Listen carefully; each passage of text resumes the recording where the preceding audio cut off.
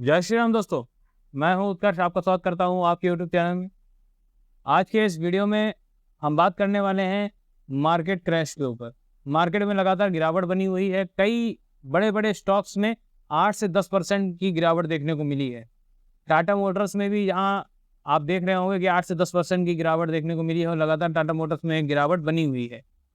तो मार्केट की इस गिरावट में क्या हमें करना चाहिए? बहुत से जो इन्वेस्टर्स हैं वो ये सोच रहे हैं क्या इस लमसम अमाउंट में पैसा डालना चाहिए।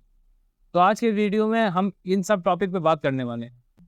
वीडियो को पूरा देखिएगा, अंत तक देखिएगा। बिना देरी के शुरू करते हैं आज का वीडियो। जैसा हम सब जानते हैं कि मार्केट क्रैश लगातार बना हुआ है, मार्केट में लगातार गिरावट आ रही है, जिसकी वजह से बहुत से इन्वेस्टर्स जो हैं यहाँ पे पैनिक भी कर रहे हैं कि हमें क्या करना चाहिए। लेकिन ये वही इन्वेस्टर पैनिक कर रहे हैं जो कि नए मार्केट में उन्होंने कदम रखा है।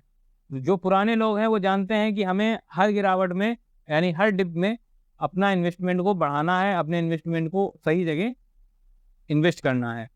तो आज की इस वीडियो में मैं आपके साथ कुछ ऐसे फंड्स शेयर करूंगा जो कि आप लमसम में इन्वेस्ट कर सकते हैं। लमसम में इन्वेस्ट करने के लिए आपको क्या फ़ायदा मिलता है कि एसआईपी में छोड़ के और लमसम में इन्वेस्ट किया जाए।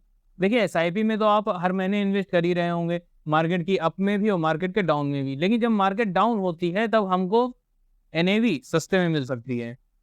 एनएवी यानी नेट एसेट वैल्यू, जो हमको एसेट जो हम यानी यूनिट जो हमें अलॉट होती है उसकी जो वैल्यू है वो हमको लो वैल्यूएशन पे मिल जाती है, जिससे अगर हम उसमें लमसम अमाउंट में पैसा इन्वेस्ट करते हैं तो हमको एक अच्छी क्वांटिटी मिल जाती है।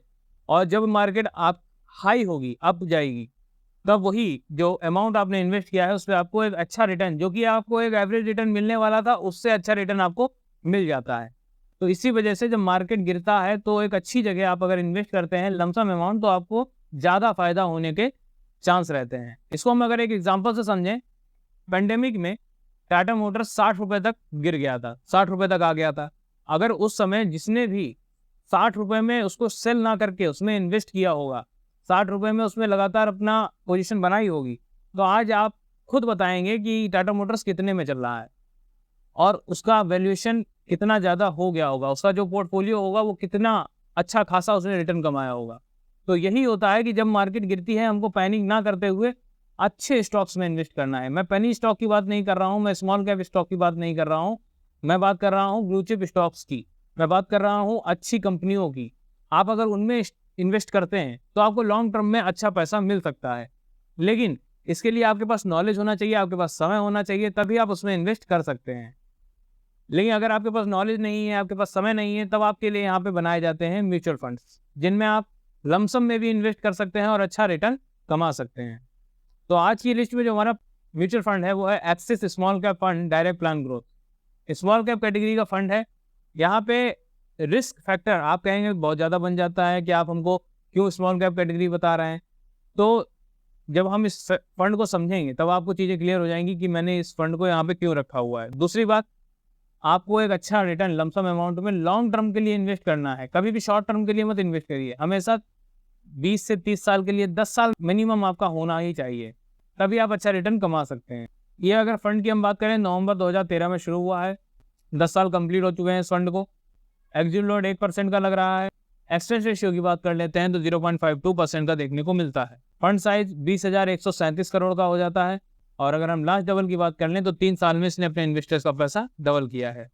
अभी तक यहाँ तक सारा जो डेटा है वो अच्छा है। तो एक्सपेंस रेशियो स्मॉल कैप और एक्टिव कैटेगरी के हिसाब से ठीक ठाक देखने को मिलता है, बहुत ज़्यादा नहीं है और बहुत कम भी नहीं कहेंगे, लेकिन इससे कम भी हमको इस कैटेगरी में मिल सकते हैं। लेकिन मैंने यहाँ पे इसको क्यों रखा है, इसकी एक वजह है, जो है इसका डाउन साइड प्रोटेक्शन, यानी जो वॉलेटिलिटी प्रोटेक्शन होती है, जो यहाँ पे वॉलेटिलिटी प्रोटेक्शन हम कहेंगे। जब मार्केट वॉलेटाइल होती है तब आपका पैसा कितना प्रोटेक्ट है, कितना प्रोटेक्शन में है, ये चीज़ अगर हम देखें तो ये यहाँ पे बहुत अच्छी देखने को मिलती है। तो इसीलिए स्मॉल कैप कैटेगरी है तो हमको रिटर्न से ज़्यादा अपने पैसे को सेफ रखना आना चाहिए। तो इस वजह से मैंने इस फंड को रखा है। 10 साल का डेटा जब मैंने यहाँ पे इसका एनालाइज किया तो उसके बाद यहाँ पे मुझे ये निष्कर्ष देखने को मिला कि जो इसका वॉलेटिलिटी प्रोटेक्शन है वो काफ़ी अच्छा है।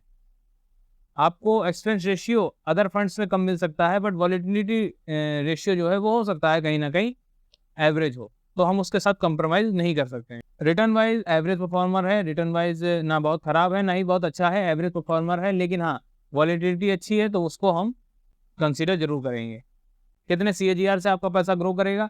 1 साल में 35.64%, 3 साल में 25.11% और 5 साल में 28.69% के CAGR से पैसा ग्रो करेगा। बीटा इसका 0.64 देखने को मिल रहा है, जो कि एक अच्छा हो जाता है। तो यानी वॉलेटिलिटी इसकी एक अच्छी हो जाती है। यहाँ पे कम वॉलेटिलिटी रहेगी तो आपका पैसा कम रिस्क में रहेगा। ये था हमारा पहला फंड। आगे बढ़ते हैं। जो हमारा नेक्स्ट फंड है वो है Parag Parekh flexi cap fund direct plan growth.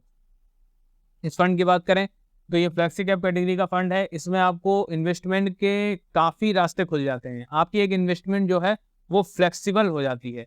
यहाँ पे आप लार्ज, मिड और स्मॉल तीनों कैटेगरी में इन्वेस्ट करते हैं। अगर हम पराग पारेख की बात कर लें तो इसमें थोड़ा सा पैसा फॉरेन एक्सचेंज में भी इन्वेस्ट किया जाता है, तो आपको एक अच्छा डाइवर्सिफिकेशन मिल जाता है, जिससे रिटर्न में आपको काफ़ी हेल्प होती है। फंड की शुरुआत की बात करें मई 2013 में शुरू हुआ था। 11 साल कंप्लीट हो चुके हैं इस फंड को। फंड पे एग्जिट लोड 2% का लग रहा है। एग्जिट लोड इसका ज़्यादा है, लेकिन जब आप फंड में इन्वेस्ट कर रहे हैं तो सोच समझ के इन्वेस्ट करिए। एग्जिट लोड आपको तभी इफेक्ट करेगा जब आप समय से पहले इसमें एग्जिट करते हैं। एक्सपेंस रेशियो की बात कर लेते हैं तो 0.62% का देखने को मिलता है। फंड साइज 63,934 करोड़ का देखने को मिलता है। फंड साइज इसका काफ़ी बड़ा है, लेकिन यहाँ पे अभी तक अगर हम रिटर्न की बात करें तो रिटर्न में कोई भी शिकायत देखने को नहीं मिली है। रिटर्न वाइज अच्छा परफॉर्मर है ये। इसमें लगातार इन्वेस्टमेंट बना रहा है और काफ़ी चर्चित ये फंड है अपनी कैटेगरी का। और 10 सालों के अगर हम डेटा देखते हैं तो अच्छा रिटर्न भी इसने दिया है। डाउन साइड प्रोटेक्शन यानी वॉलेटिलिटी प्रोटेक्शन की अगर हम बात कर लेते हैं तो काफ़ी अच्छी देखने को मिलती है। अगर आपने गौर किया होगा तो हमने जो आज की लिस्ट में जो भी फंड रखे, जो इससे पहले मैंने स्मॉल कैप रखा था, उसके बाद फ्लेक्सी कैप रखा है, दोनों ही कैटेगरी में मैंने वो फंड रखे हैं जो कि वॉलेटिलिटी प्रोटेक्शन आपको अच्छी दे रहे हैं। कारण यही है कि आपका पैसा सुरक्षित रहना चाहिए। रिटर्न में भले 19-20 हो जाए, बट पैसा आपका सुरक्षित रहना चाहिए।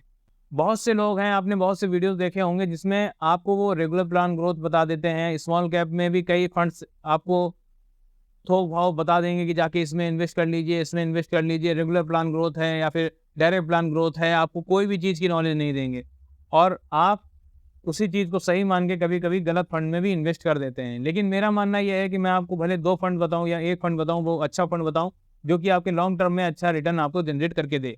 तो यहाँ पे मैंने जो भी फंड आपको बताए हैं वो डायरेक्ट प्लान ग्रोथ पे बताए हैं। दूसरे जिसमें आपको वॉलेटिलिटी प्रोटेक्शन अच्छी मिले, वही मैंने आपको फंड यहाँ पे डिस्कस किए हैं। बात कर लेते हैं इसके कितने CAGR से पैसा ग्रो करेगा। तो यहाँ पे 1 साल में 35.27%, 3 साल में 22.12% और 5 साल में 24.86% के CAGR से पैसा ग्रो करेगा। यहाँ पे अगर हम इसके शार्प रेशियो की बात कर लेते हैं तो 1.40 का देखने को मिलता है, जो कि एक अच्छा शार्प रेशियो हो जाता है। तो यानी यहाँ पे ये बात भी क्लियर हो गई कि रिस्क मैनेजमेंट इसका अच्छा है। अब तो इसका जो बीटा देखने को मिलता है वो 0.70 का देखने को मिलता है, जो कि एक अच्छा नंबर हो जाता है। तो ओवरऑल फंड ये अच्छा पैकेज है। यहाँ पे आप अच्छा रिटर्न भी कमा सकते हैं और कम रिस्क में अच्छा रिटर्न कमा सकते हैं। ये थे आज के वीडियो में 2 फंड जिनको मैंने आपके साथ डिस्कस किया। इनमें आप मार्केट की इस गिरावट में लमसम में अमाउंट इन्वेस्ट कर सकते हैं। दोनों में से किसी एक में भी कर सकते हैं, दोनों में भी कर सकते हैं। ये पूरी तरीके से आपके ऊपर डिपेंड करता है। आप दोनों में से कौन से फंड को चूज करेंगे मुझे कमेंट बॉक्स में जरूर बताइएगा। जानकारी पसंद आई है तो वीडियो को लाइक करिए, चैनल को सब्सक्राइब जरूर करिएगा, क्योंकि ऐसे वीडियोस पाने के लिए आपको चैनल पे बने रहना बहुत जरूरी है, जिसके लिए आपको चैनल को सब्सक्राइब करना चाहिए और नोटिफिकेशन बेल को जरूर दबाइए। मिलते हैं नेक्स्ट वीडियो में। धन्यवाद।